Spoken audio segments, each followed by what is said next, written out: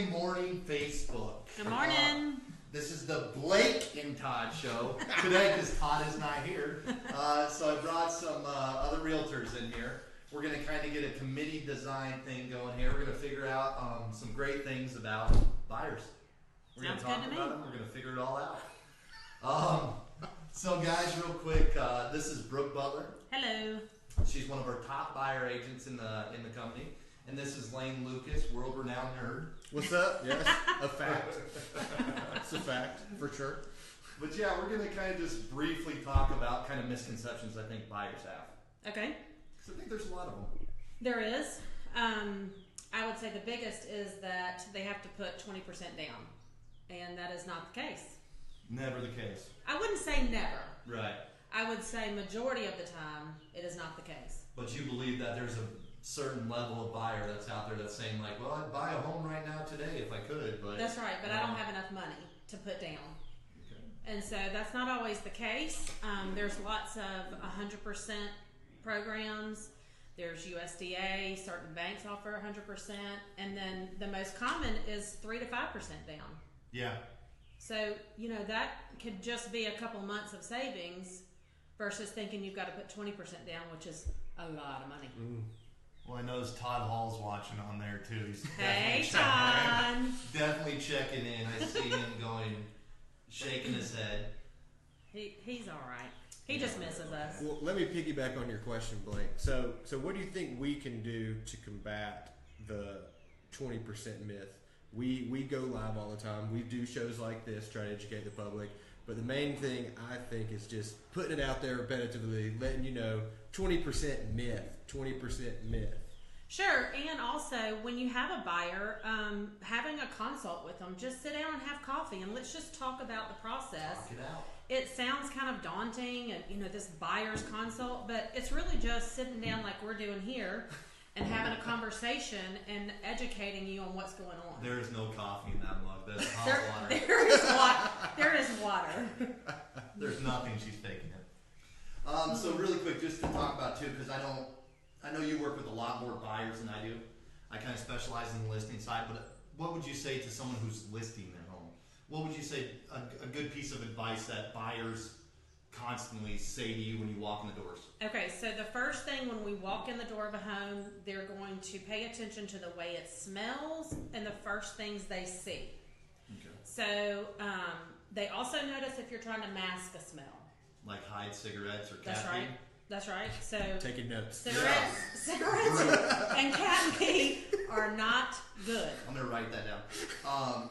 Like, what do you mean? Like they're dumping brute all over the floor, or car noir? Is that a thing still? That's right. Yeah. And lots of candles and spray and things like that. It just makes the smell worse. It doesn't mask it.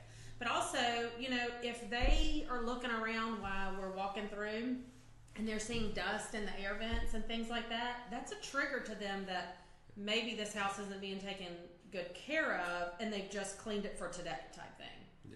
Yeah, I think that's a lot of times too why we really emphasize why the seller doesn't want to kind of be there for the showings. I agree with because that. I think they're going to give a buyer's agent a much more honest answer. Like, hey, there's a lot of schmutz all over the side of that thing. They must not take care of. And I think that's a very easy thing to fix. It is a very easy thing to fix, and you're not going to get honest feedback from your buyer if the seller is in the home. Mm-hmm. So I definitely say your sellers need to step out. Go drive around the block, go to the park, go to the grocery store, whatever. They don't need to be there for showings for sure. And feedback is incredibly important in any type of real estate environment, buyer, seller side. Oh, for sure. Yeah, for sure. Because then it tells your seller what maybe you've been trying to say, but they're not hearing. But if they hear it directly from the consumer, the person who is out here looking at this house, that it's dirty or stinky or whatever the case is. Yeah, well, I mean, obviously you'd think they know if it's stinky, but I think they don't. No, I think there's a little bit of naiveness. I mean, let's not lie about it. Look, if you're burning Marlboros at a rapid clip in your house, you got an idea that it probably smells like smoke. But I will say this. There are lots of sellers that do exactly what their agents tell them. And we walk into lots of homes that are beautiful and they smell really good and they look really nice. And sometimes it's just not the right floor plan, or it's just not the right location, or maybe it's a little bit more than what they can afford and they didn't realize that, or, you know, it may not be that the home is in bad condition, because you guys are doing a great job by prepping your sellers for what they need to do. Yeah. Well, I think it's important. Communication all the way around. And Blake Ray loves it when people say he's doing a great job at anything. Yes, I do appreciate that. So go ahead and share the post and write all over it. Blake Ray, you're doing a great job. You can say I am too if you want. You know. You know. Guys, and anybody on here, Brian, Hannah, Michelle, feel free to chime in and ask questions. Kind of what we're here for. We're trying to help anybody that's looking to do real estate. Even if you're an agent and you got a question, if you got a very stubborn buyer, a stubborn seller, I think just reaching out, we can kind of all get it figured out. But Brooke, you'd say 20% is your biggest myth? I would say that, yes. Okay. And then the other thing is not necessarily a myth as much as they just don't know the process. They just don't realize what all's involved. They don't know, outside of the 20%, what else am I going to have to pay for? Well, there's just really earnest money, which, depending on your purchase price, can be anywhere from $500 to say $2,500. That is credited back to you at closing, as long as the deal works like it's supposed to. Inspection fee, which I suggest that all buyers have a home inspection, regardless of new construction or not, and that's a very minimal fee, from $3 to maybe $450. It's not a whole lot. We've got great inspectors in the area that we love to use. Knockout and Home Boss are two of my favorite. Well, some you want to do to protect yourself. Oh yeah, for sure. You just want to know what's going on behind the scenes. And a home inspection is not for there's a rip in the carpet right there. It's for things you can't see. The roof, the air conditioning, plumbing. And as a seller's agent or a listing agent, a lot of times too, I tell you, don't go crazy with that. Like, don't waste your time negotiating over a 35-cent outlet cover. Sure. Like, that's... Well, and your buyer's agent ideally is prepping the buyer as well. Now, of course, you have people who don't always listen to you, but my job is to teach them and to educate them that that's not what an inspection's for. It's not for all those little bitty things. It's for big, major components that are health and safety. Yeah, so, the unseens. That's right, the unseens. And then the last thing is appraisal cost. And that's paid directly to your bank. Sometimes the bank wraps it into your closing. So there's not a lot of money that you're having to put out front to be able to get started. Good information right there. Yeah, Hannah asked, do you have to put 20% down? No, Hannah, you do not. You do not, Hannah. And that's just an always example. Wear suits. I mow the lawn in suits. That's an example of just Thank how you, much Michelle. you have to say it. Like, you don't need 20% down. That's right. It You should be don't. said every day, all the time, to every single buyer. There's lots of programs that are 100% loans, so there's no money down, and then there's lots where you just put 3 to 5% down, which is, like we said earlier, just a couple of months ideally of saving, and maybe not going out to eat or something like that, and cooking at home. I'm not very good at that. My husband Steve is our chef, thankfully. Captain Steve. Thankfully. Hey, this is a good question. Hannah's on fire with questions. Are foreclosures a better deal? No.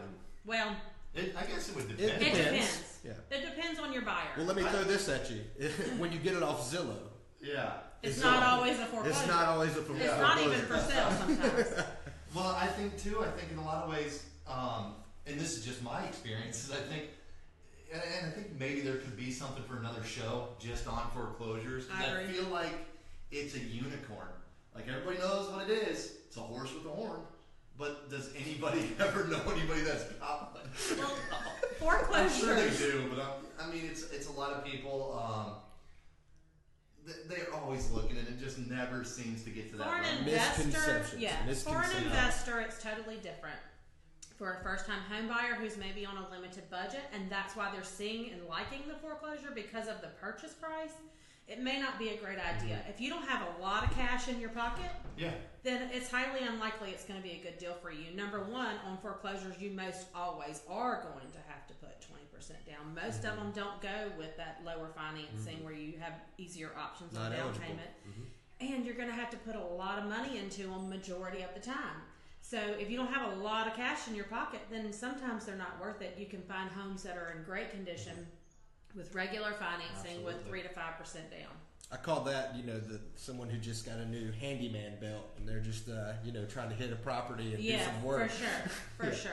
A fixer-upper. A fixer-upper. Is what you're trying to say. I like a handyman Is belt. that what it's called, a handyman belt? That's what I like to call it.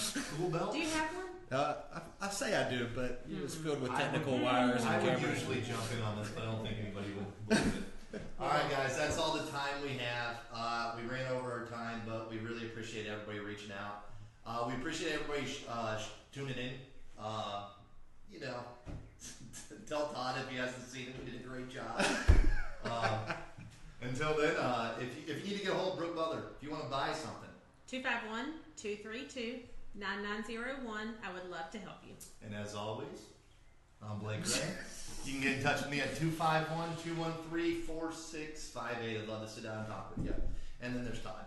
And Lane. Lane. Yeah, hey, don't forget me. I'm not going to give you my telephone number because I'm doing a shameless plug right now. At noon, I'm going live on my Facebook channel about the 3 topics and misconceptions about Facebook and how to protect your privacy. Hopefully, I'll see everybody Awesome. there. Cool. Hopefully, that'll be useful content for And people. that's under what page? That's under my personal page, J Lane Lucas. Just shoot me a request, follow me. Sounds good. Appreciate it, guys. Awesome. Hey, and real quick, I forgot. Hey. National Bank of Commerce is our wow. Just getting a call. National Bank of Commerce is our sponsor today. Give Philip a call. I'd love to talk to you. Thank you, Philip, for Yeah, sponsoring us, and I we're gonna get him appreciate you having me on. Yeah, I appreciate you not Thanks, guys. freaking out. Until next time. All right. Bye.